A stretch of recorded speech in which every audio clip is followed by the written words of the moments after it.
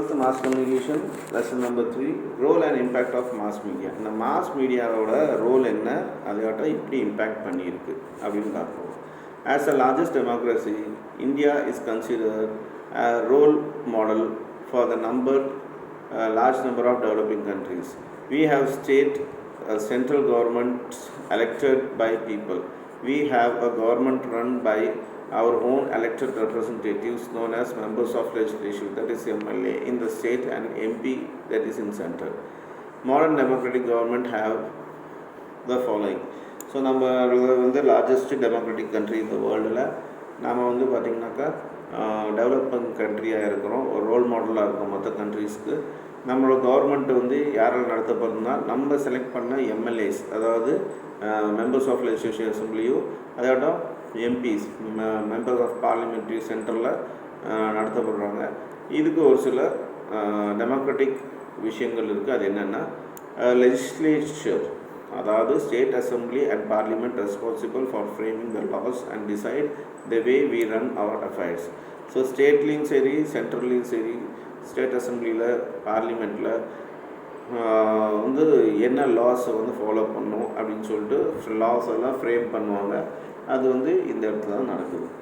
Next and executive, அதாவது லெஜிஸ்லேச்சரில் இது நடக்குது. எக்ஸிக்யூட்டிவில் என்ன நடக்குதுனாக்கா, the governor, the chief minister and the ministers who run the states and the president, prime minister and the council of ministers who run the country. So எக்ஸிக்யூட்டிவ்ஸ்லாம் யாருனாக்கா இந்த governor, chief minister, அப்புறம் president, prime minister, council of ministers, இவங்க எல்லாமே executive அப்படின்னு சொல்லுவாங்க.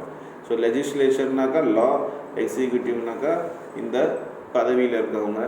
தென் ஜுடிஷியரினாக்கா சட்டம், that is Supreme Court, High Court and other courts which decide whether law of the constitution provisions are followed by elected government. So நம்ம select பண்ணியிருக்க government வந்து கரெக்டாக loss எல்லாம் ஃபாலோ பண்ணுறாங்கன்னு கண்காணிக்கிறது இந்த சுப்ரீம் கோர்ட், ஹை கோர்ட், அப்புறம் மற்ற டிஸ்ட்ரிக்ட் கோர்ட்ஸ் இந்த மாதிரி. ஸோ இவங்க எல்லாமே என்ன சொல்கிறாங்கனாக்கா இவங்கள ஜுடிஷியரி அப்படின்னு சொல்கிறாங்க. ஸோ இந்த மாதிரி மூணாக இருக்குது, அது நீங்கள் ஞாபகம் வச்சுக்கோங்க. ஒன்று லெஜிஸ்லேச்சர், இன்னொன்று எக்ஸிக்யூட்டிவ், இன்னொன்று judiciary. These institutions run the government of the country for the welfare and development of all the people. In a democracy, the people should know what the three institutions, namely the legislature, the executive and the judiciary, are doing for the welfare of the people. These institutions in turn need to know how the people are reacting to what they are doing. The main role of the mass media is to act as a bridge between the people and the government. So in that sense, media can be considered as the fourth institution of the democracy. So இந்த மூணு விஷயம், அதாவது legislative, executive, judiciary எப்படி ஒரு நாட்டுக்கு ரொம்ப முக்கியமோ, மூணு இன்ஸ்டியூஷனாக இருக்கோ, அதே மாதிரி நாலாவது இன்ஸ்டியூஷன் முக்கியத்துவம் கொடுக்கறது இந்த மீடியா. இந்த மீடியா வந்து மக்களுக்கும் இந்த கவர்மெண்ட்டுக்கும் நடுவில் என்ன பண்ணுறாங்க, என்ன ஏதுங்கிற விஷயத்தை வந்து மக்களோட தேவை கவர்மெண்ட்டுக்கு சொல்லுது, கவர்மெண்ட் என்னென்ன பண்ணுதுன்னு மக்களுக்கு சொல்லுது. ஸோ இது ஒரு முக்கியமான நாலாவது ஒரு இன்ஸ்டியூஷனாக மாறி இருக்குது இந்தியாவில் அப்படின்னு சொல்கிறாங்க. 3.1 mass media and democracy. So நம்ம டெமோக்ரஸி தான் மாஸ் மீடியா என்ன வேலை செய்யுது. Now let's see how the mass media like newspaper, radio and television play the role of acting the bridge between the government and the people. Let us consider an example. The government decides that the price of the petrol and diesel will either be increased or decreased. That decision needs to be conveyed to the people. This is done by media. The media not only inform the people about it but also explain the effects and the decision taken by the government of the people. So இப்போ media எப்படி மக்களுக்கும் கவர்மெண்ட்டுக்கும் நடுவில் ஒரு fridge மாதிரி இருக்குங்கிறது பார்ப்போம். ஒரு example, இப்போ கவர்மெண்ட் வந்து முடிவு எடுக்குது, அதாவது பெட்ரோல் டீசலோட ஏற்றலாமா இல்லை குறைக்கலாமா அப்படின்னு சொல்லிட்டு. இதை வந்து மீடியா மூலமாக மக்கள்கிட்ட வந்து ஃபீட்பேக் கேட்பாங்க. அதாட்டும் எதனால் இது ஏற்ற போகிறாங்க இல்லை எதனால் இந்த விலை இறக்க போகிறாங்க ரீசனும் பார்த்திங்கனாக்கா மீடியா மக்கள்கிட்ட எக்ஸ்பிளைன் பண்ணுவோம் அப்படின்னு சொல்கிறாங்க. Let's take another example. The agriculture department of your state or the Indian Agriculture Research Institute develop a new improved high yielding strain of wheat or rice. Farmers should be given information about the new variety. how it has to be used or what benefits they would get if they use it. Here again, it is the media that does this. But how does the media does this? Different forms of media, mass media, such as print media, radio, television media, and the internet are used to disseminate informations. You will learn about this in detail in subsequent modules. So இன்னொரு example, இப்போ ஒரு இதை கண்டுபிடிச்சிருக்காங்கன்னு வச்சுக்கோங்களேன். ஒரு அக்ரிகல்ச்சரில் research, Indian agriculture research institute பார்த்திங்கனாக்கா ஒரு இம்ப்ரூவ்டான, அதாவது நல்ல விவசாயங்களுக்கு அதிக மகசூல் கொடுக்குற மாதிரி ரைஸ்லையோ இல்லை வீட்லேயோ இம்ப்ரூவ் ஆன ஒரு விஷயத்தை கண்டுபிடிச்சிருக்காங்கனாக்கா அந்த இன்ஃபர்மேஷன் வந்து அந்த புது வெரைட்டி பற்றின இன்ஃபர்மேஷனும் பெனிஃபிட்ஸும் மக்களுக்கு வந்து போய் கொடுக்கறது இந்த மாஸ் மீடியா. அதாவது பிரிண்ட் மீடியா மூலமாக இருக்கலாம், ரேடியோ மூலியமாக இருக்கலாம், டெலிவிஷன் மூலியமாக இருக்கலாம், ட்ரெடிஷன் மூலியமாக இருக்கலாம், இல்லை இன்டர்நெட் மூலமாக இருக்கலாம். ஸோ இதை பற்றி நம்ம நெக்ஸ்ட் ஒரு பெரிய மாடியூலில் தனி டாப்பிக்காகவே படிக்க போகிறோம். Government media agencies and departments. So கவர்மெண்ட்லேயும் பார்த்திங்கனாக்கா மீடியா ஏஜென்சிஸ், மீடியா டிபார்ட்மெண்ட்ஸ் இருக்கும். அதை பற்றி சொல்கிறாங்க. How do the culture of the state government informs the public? Central and the state government inform the public about their policies. So இந்த state கவர்மெண்ட்டும் இந்த central கவர்மெண்ட்டும் பப்ளிக்கு எது மூலமாக, யார் மூலமாக இன்ஃபர்மேஷன் பாஸ் பண்ணுறாங்கன்னா, governments use the mass media and also have media agencies and departments. These agencies of the central government's functions under the Union Ministry of Information and Broadcasting. As the name suggests, it has agencies and department in.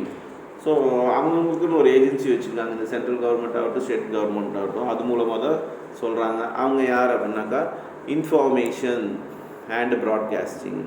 So இந்த information department, broadcasting department தான் இது பண்ணுது. These agencies give out information about the policies and programs of the government. இவங்க தான் இந்த கவர்மெண்ட்டோட பாலிசிஸும் programs பற்றி மக்கள்கிட்ட சொல்கிறாங்க.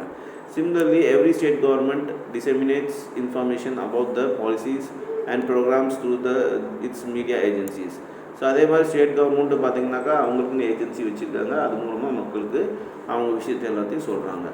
You will learn about this agency in the module of advertising and public relations. So advertising and public relations ஒரு டாப்பிக்கில் மாடியூலில் நம்ம இதை பற்றி ஃபுல் இன் டீட்டெயிலில் படிக்க போகிறோம். Next 3.2 functions and responsibilities of media. So இந்த மீடியாவோட ஃபங்க்ஷன்ஸ் என்ன பொறுப்பு, அதை நம்ம பார்க்க போகிறோம்.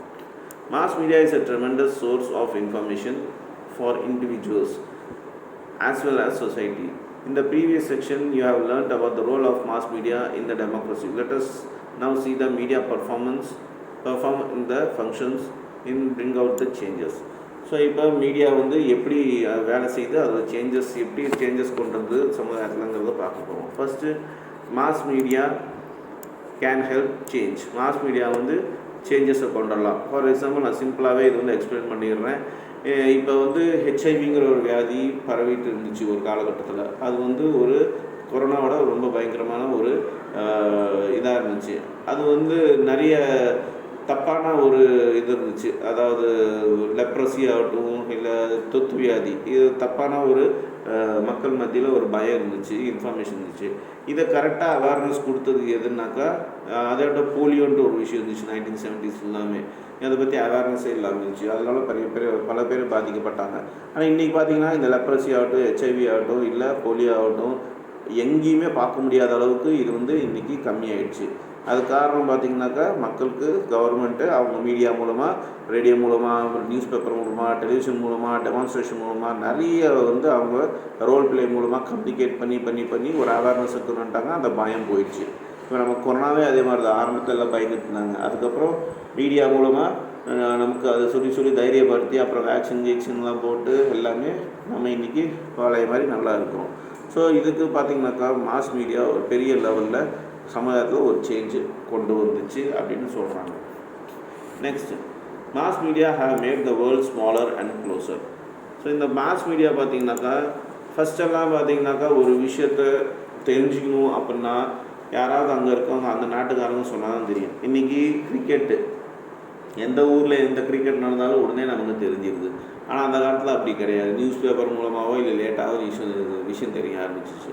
இன்றைக்கி பார்த்திங்கன்னா இங்கிலாந்து, ஆஸ்திரேலியா, நியூசிலாண்டு இல்லாம லைவ் டெலிவிஷனில் நாம் ஸ்டேடியத்துலேயே லைவாக பார்க்க முடியுது கிரிக்கெட் எல்லாமே. இது வந்து பார்த்திங்கனாக்கா ஒரு வேர்ல்டே ஸ்ட்ரிங் பண்ணியிருக்கு இன்றைக்கி இந்த மாஸ் மீடியா. ஸோ இன்றைக்கி நாம் எந்த ஒரு ப்ராடக்ட்ஸ் வீட்டில் வாங்கினாலும், அது சாஃப்ட் ட்ரிங்க்ஸ் ஆகட்டும், டெலிவிஷன் ஆகட்டும், வாஷிங் மிஷின் ஆகட்டும், இல்லை ஃப்ரிட்ஜ் ஆகட்டும், இதெல்லாமே பார்த்திங்கன்னா நம்ம அட்வர்டைஸ்மெண்ட் மூலம் தான் பார்த்து வாங்குகிறோம். முக்கால்வாசி பார்த்திங்கனாக்கா இன்றைக்கி ஆன்லைனில் தான் எல்லாமே வாங்க ஆரம்பிச்சிட்டோம். ஸோ இதெல்லாம் பார்த்திங்கனாக்கா உலகத்தையே சுருக்குற மாதிரி ஆகிடுச்சு இந்த மாஸ் மீடியானால அப்படின்னு சொல்கிறாங்க. அப்புறம் பார்த்திங்கனாக்கா mass media promotes distribution of goods. So distribution of goods இப்போ ஃபஸ்ட்டெல்லாம் பார்த்தீங்கன்னா வெளிநாட்டிலேருந்துலாம் கூட்ஸ் எல்லாம் வாங்கணுன்னாக்கா ரொம்ப நாள் ஆகும். இல்லை ஆர்டர் பண்ணி யாராவது வெளியூருக்கு போனால் தான் அவங்களாம் வாங்கிட்டு வருவாங்க, அந்த மாதிரி இருந்துச்சு. பட் இன்றைக்கி பார்த்திங்கன்னா அட்வர்டைஸ்மெண்ட் மூலமாக மக்களுக்கு வேரியஸ் ப்ராடக்ட்ஸ் பற்றி தெரிய ஆரம்பிச்சிச்சு. அது சூப் ஆகட்டும், ஆயில் ஆகட்டும், டெலிவிஷன் ஆகட்டும், கார்ஸ் ஆகட்டும், இல்லை பேங்கிங் எப்படி பண்ணணும், இன்சூரன்ஸ் எப்படி பண்ணணும், ஹாஸ்பிட்டல்ஸ்லாம் எப்படி இருக்குது, எங்கே ஃபெசிலிட்டி இருக்குது, இது எல்லாம் பார்த்திங்கனாக்கா அது விலையை முதற்கொண்டு குவாலிட்டி முதற்கொண்டு மக்களுக்கு வந்து இன்றைக்கி ரொம்ப சீக்கிரமாகவும் ஈஸியாகவும் தெரிய ஆரம்பிச்சிருச்சு. ஸோ இது எதனால் மெயினாக இந்த மாஸ் மீடியானால தான் இதெல்லாமே இன்றைக்கி இந்தளவுக்கு டெவலப் ஆகிருக்கு அப்படின்னு சொல்கிறாங்க. அடுத்தது பார்த்திங்கன்னா எத்திக்ஸ்னால் மீடியாவுக்குன்னு ஒரு சில எத்திக்ஸ் வச்சுருக்கணும். இன்றைக்கி நம்ம டிவியை சொல்கிறது எல்லாமே நம்புகிறோம், டிவியில் காட்டுறதெல்லாம் நம்புகிறோம், டிவியில் நியூஸ் ஏதாவது சொன்னால் உடனே நம்புகிறோம். ஆனால் எல்லாம் எத்திக்கலாக இருக்கா அப்படின்னாக்கா ஒரு கேள்விக்குறி. ஆனால் எத்திக்ஸ் இருக்கணும். இந்த மீடியா பிஸ்னஸ் இருக்கவங்களுக்கு ஒரு எத்திக்ஸ் இருக்கணும். ஃபார் எக்ஸாம்பிள் ஒரு பொலிட்டீஷியன் அப்படின்னாக்கா, ஒரு ஜேர்னலிசமுக்கு பார்த்திங்கனாக்கா அவங்க கரெக்டான விஷயத்தை தான் பிரிண்டிங் மீடியாவில், ரேடியோவில், டெலிவிஷனில் வந்து ரொம்ப பவர்ஃபுல்லான ஒரு மீடியா இது எல்லாமே. ஸோ ஒரு பொலிட்டீஷியன், ஒரு போலீஸு இந்த மாதிரி இருக்கும்போது அவங்களுக்குன்னு ஒரு சில எத்திக்ஸ் இருக்கும். அதே மாதிரி பார்த்திங்கனாக்கா ஒரு டாக்டர்னாக்கா அவங்களுக்குன்னு ஒரு சில எத்திக்ஸ் இருக்கணும். டாக்டர்ஸு, லாயர்ஸு இப்படின்னு சொல்லிட்டு அவங்க கரெக்டான மெடிசன் தான் கொடுக்கணும், கரெக்டான சட்டம் தான் சொல்லணும். இந்த கிளியரான கோட் ஆஃப் எத்திக்ஸ் எல்லாம் வச்சுக்கணும். அதை வந்து அவங்க வயலேட் பண்ணக்கூடாது. வயலேட்னாக்கா அதை வந்து மீறக்கூடாது. யாராவது இந்த கோட் ஆஃப் எத்திக்ஸை மீறினானாக்கா அவங்களுக்கு வந்து பனிஷ்மெண்ட்டு கொடுப்பாங்க, இல்லாட்டி அவங்க வேலையை விட்டு எடுத்துருவாங்க. சப்போஸ் ஒரு லாயர் வந்து பொய்யான ஒரு விஷயத்த சொல்கிறாரு, வாதாடுறாரு, ஃபாலோ பண்ணுறாருனாக்கா அவரை லாயருக்குற விஷயத்தை விட்டு எடுத்துருவாங்க கவுன்சிலில். இந்த டாக்டர் ஒரு தப்பான ட்ரீட்மெண்ட் கொடுத்துருக்காங்க, பொய்யான ட்ரீட்மெண்ட் கொடுத்துருவாங்க, அந்த டாக்டர் தொழிலை விட்டு எடுத்துருவாங்க, டாக்டர் ப்ரொஃபஷனை விட்டு. ஸோ இதெல்லாமே கோட் ஆஃப் கண்டக்ட்ஸ் அப்படின்னு சொல்லுவாங்க. ஸோ இந்த மாதிரி ப்ரெஸ் கவுன்சில் ஆஃப் இந்தியான்ட்டு ஒன்று இருக்குது. அதில் பார்த்திங்கனாக்கா அங்கே ஸ்ட்ரிக்டாக அவங்க வந்து எல்லா ஆர்கனைசேஷனும் இந்த மீடியா எத்திக்ஸ் ஃபாலோ பண்ணுறான்னு சொல்லிட்டு அவங்க பார்ப்பாங்க. ஸோ இந்த ப்ரொஃபஷன் வந்து கரெக்டாக இருக்கணும், மீடியா ப்ராக்டிஷன் கரெக்டாக பண்ணணும் அப்படின்னு சொல்லிட்டு அதில் என்ன ஒரு சில விஷயம் வந்து அவங்க ஃபாலோ பண்ணணும். அது என்ன, ஃபஸ்ட்டு அக்யூரேசி. அவங்க கொடுக்குற எந்த ஒரு இன்ஃபர்மேஷனும் அக்யூரேட்டாக இருக்கணும். ஃபார் எக்ஸாம்பிள் ஒரு 50 பீப்புள் வந்து 50 ஆளுங்க வந்து ஒரு ஆக்சிடெண்ட்டில் இறந்துட்டாங்கனாக்கா அதை வந்து மீடியாக்காரங்க 200 500ன்னு சொல்லக்கூடாது. அது என்னமோ அது கரெக்டாக தான் இருக்கணும். பொய்யெல்லாம் சொல்லக்கூடாது, ரூமர்ஸை பரப்பக்கூடாது, அவங்களோட டிஆர்பி ரேட்டுக்காக ஒரு பதட்டத்தை சொசைட்டியில் கொடுக்கக்கூடாது. என்ன கரெக்டான ஸ்டோரியோ அந்த ஸ்டோரியை கரெக்டாக இன்ஃபார்ம் பண்ணணும் மக்கள்கிட்ட. ஸோ இந்த அக்யூரசி கரெக்டாக இருக்கும். அப்புறம் கான்ஃபிடென்ஷியல்னால் எந்த விஷயத்தை வந்து சொல்லணுமோ அந்த விஷயத்தை தான் சொல்லணும். எல்லா விஷயத்தையும் வெளிப்படையாக சொல்லக்கூடாது. ஸோ இது வந்து மக்களுக்கு பதட்டம் அடைய வைக்கும். ஸோ அந்த விஷயம் எல்லாமே கொஞ்சம் கரெக்டாக கான்ஃபிடென்ஷியலாக வச்சுக்கணும்னு சொல்கிறாங்க.